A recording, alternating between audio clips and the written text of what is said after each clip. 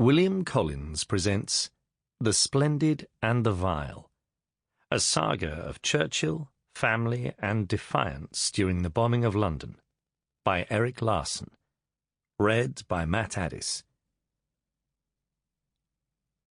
To David Woodrum, for secret reasons. It is not given to human beings, happily for them, for otherwise life would be intolerable, to foresee or to predict to any large extent the unfolding course of events. Winston Churchill, Eulogy for Neville Chamberlain, November 12, 1940. A note to readers. It was only when I moved to Manhattan a few years ago that I came to understand with sudden clarity how different the experience of September the 11th, 2001 had been for New Yorkers than for those of us who watched the nightmare unfold at a distance.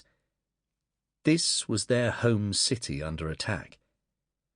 Almost immediately I started thinking about London and the German aerial assault of 1940 to 41, and wondered how on earth anyone could have endured it.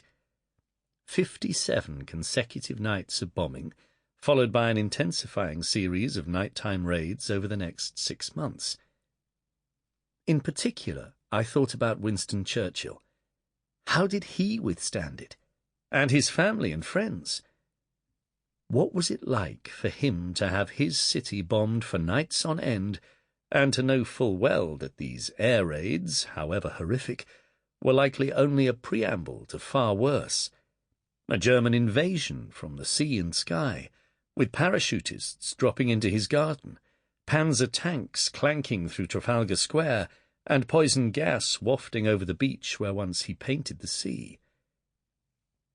I decided to find out, and quickly came to realize that it is one thing to say, "Carry on," quite another to do it. I focused on Churchill's first year as Prime Minister, May 10th, 1940 to May 10th, 1941, which coincided with the German air campaign as it evolved from sporadic, seemingly aimless raids to a full-on assault against the City of London. The year ended on a weekend of Vonnegutian violence, when the quotidian and the fantastic converged to mark what proved to be the first great victory of the war. What follows is by no means a definitive account of Churchill's life. Other authors have achieved that end, notably his indefatigable but alas not immortal biographer Martin Gilbert, whose 8-volume study should satisfy any craving for the last detail.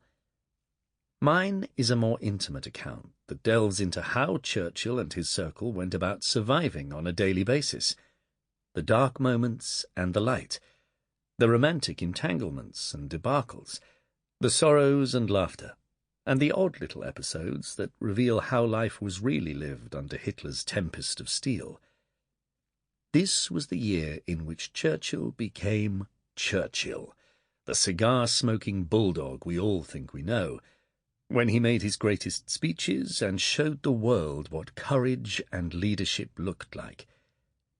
Although at times it may appear to be otherwise, this is a work of non-fiction.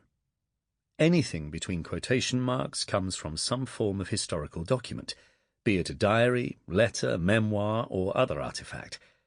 Any reference to a gesture, gaze, or smile, or any other facial reaction comes from an account by one who witnessed it.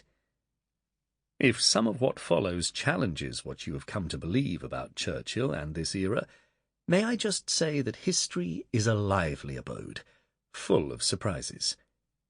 Erik Larson, Manhattan, 2020. Bleak expectations. No one had any doubt that the bombers would come.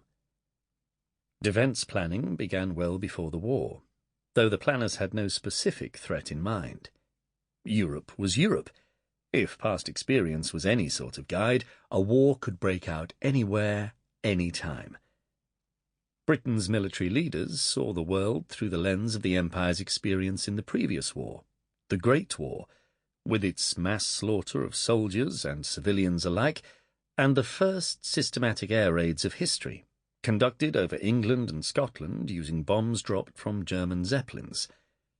The first of these occurred Sample complete. Ready to continue?